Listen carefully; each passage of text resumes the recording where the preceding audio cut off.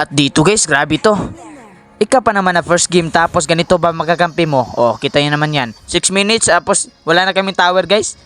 Gusto kasi mag-mid tong Ixia, nagtre-trip. Low strike siguro to guys. Tapos dito, oh. Ito na guys, pinasok na kami.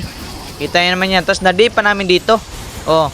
Naubos pa sila dito, gaw. Oh, kita nyo naman yan. Pumasok pa tong Graco. Tapos dito guys, balak ko sana habulin tong Harit. Wala na akong inspire eh. Baka malugi pa, nag-dip na ako dito para dagdag sa gold.